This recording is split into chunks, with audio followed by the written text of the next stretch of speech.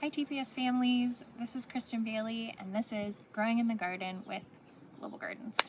Last week Miss Jenny talked to you about how to create a container out of just pure anything that you had in your house, whether that be an old shopping bag, a yogurt container, a can, any of it. But I'm sure you were wondering, well, Miss Jenny used those green onions, but what other types of things can I use that I already have to create all these plants? So today we're going to talk a little bit about seed sourcing of things that are already in your home and using food scraps and the seeds from fruits to get different plants in our garden. And then we're also going to segue into how to actually plant those things in the ground and what different things you need to think about. So let's do it. So in order to do this at home, to start from food scraps, all you need is some sort of container that would be able to hold water. Maybe that, or maybe some of these little glasses here, some water, and your food scraps, okay? First group of food scraps that I'm gonna start sprouting are these three: the cabbage, the onion, and the carrots. So last night I cooked with these carrots and I just saved the tops. You can see they're kind of brown there. And I'm just gonna put them in here. I've got this cabbage that actually could be cut down even farther, but it's got that root ball on the bottom that's just waiting to grow. I'm gonna balance that in my container. And then lastly, I've got this onion that has this root ball on the bottom too. If you wanna explore with kiddos, you can see all that brown there. I'm gonna put that in our container as well. And so after I put those things in the container, they're gonna be ready to start sprouting after I put my water in. I'm gonna pour my water up and just make sure that it's touching all of those roots like the cabbage. Perfect. Within about a week or so, most of these things should start sprouting, but just make sure that if the water starts to look kind of gross, you definitely check on it and change that water.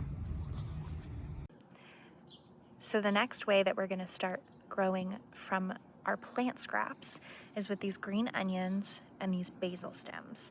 Now, these green onions are super simple. You saw them in Miss Jenny's video last week. They've got all of these roots already on the bottom. So I'm just gonna go ahead and plop them right into this little glass of water, okay? And within a week, you're gonna see these tops already starting to come back out.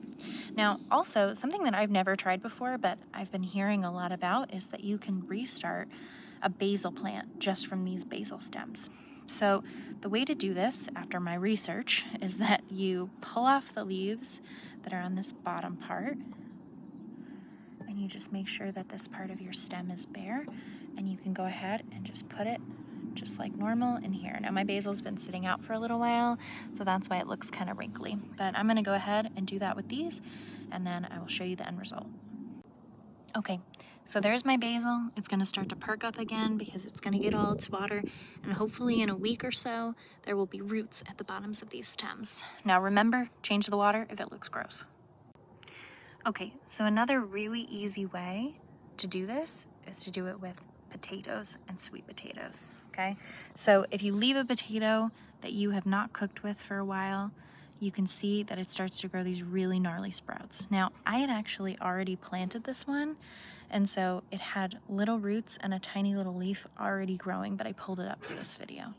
So all you need to do is leave that potato out, wait till it just has little sprouts from the eyes. You can cut it up if you'd like, and then plant it in the ground, okay? Same thing with the sweet potato. It has all of these little slits that are starting at the top already, and I just put it in some water probably about a week and a half ago, and it's got some roots. Okay, in just a little bit, I'll show you how to put these things in the ground. Okay, another way that you can actually get seeds just from the things that you already have at your house is just collecting them from your fruits. So right here I've got a bell pepper. Now this would be best to do with produce that's organic, but you know, I've really grown things from fruits from the grocery store that aren't organic. So I will just go ahead and take out all these pepper seeds. Some folks say that you can leave them on a paper towel to dry for about a week and kind of like stir them around every couple days just so that you can save them, but actually it's not necessary to do that. So you could just collect them and plant them right in the ground that same day. Okay, so I would go ahead and just do that with this whole entire pepper. the next thing that you can do, I'm gonna move those to the side. If you're getting really advanced, is you can use this tomato and get the seeds from here. So I'm just gonna use a spoon and super carefully get the tomato gunk out of there. It's a little bit more challenging. This would need to be done with some sort of organic or heirloom tomato. Okay, but I get all that gross pulp, well, delicious pulp, out of there. And after that, these are gonna need to have the pulp removed. So you would take a glass of water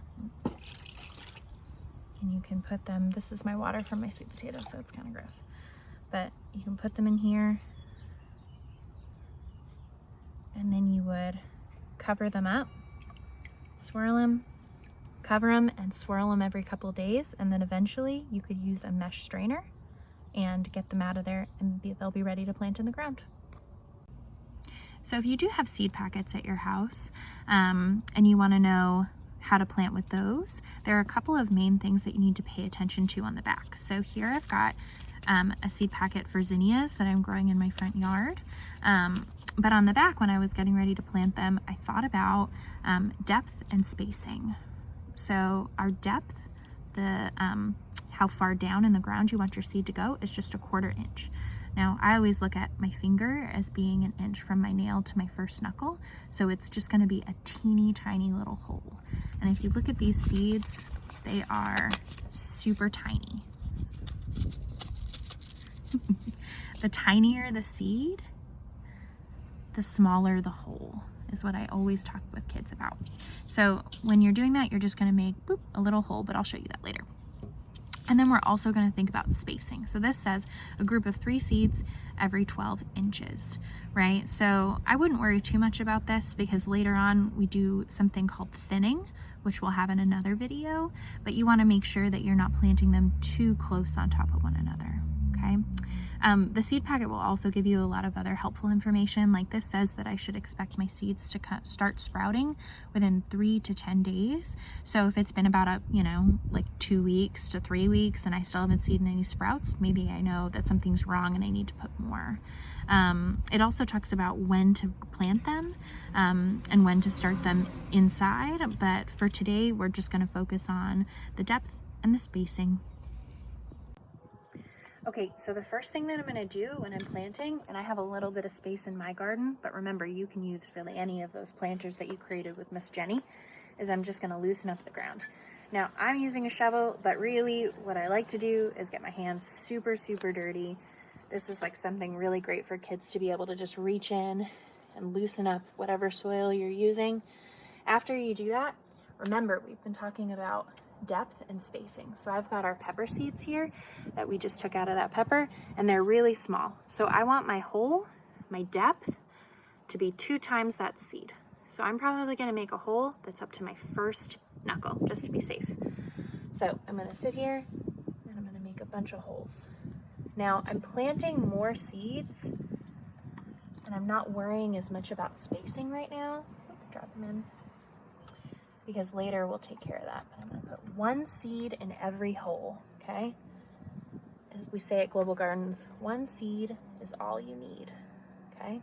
So I've got that, and then afterwards, I always talk with kids about, do I wanna cram it down? No, I just wanna pinch it closed, okay? And at the end, I always like to give it a little bit of power and give it all my plant love and say, grow big and strong, plant. For our seeds, we need those teeny tiny holes, but for something like our potato, we're gonna need a deeper container. So I've got this pot here. I've used it before, but I'm gonna lay my potato right in there, and then all I'm gonna do is just cover it up. But if you noticed, the hole is a lot bigger than just that little pinprick for the seeds. So then after I've put all my seeds in the ground, I almost forgot, but the most important thing is new sprouts have to stay really, really well watered. So today I'm just using a pitcher to go ahead and water my seeds. But next week, we're gonna talk a little bit about how you can create a way better watering can from things that you have at home already. Thanks so much for joining us today, guys, for Growing in the Gardens. Today we talked about how to get seeds from those fruits that you might already have, how to start sprouting things from your food scraps. And next week, we're gonna look at those food scraps again, and we're gonna see how many roots I actually have.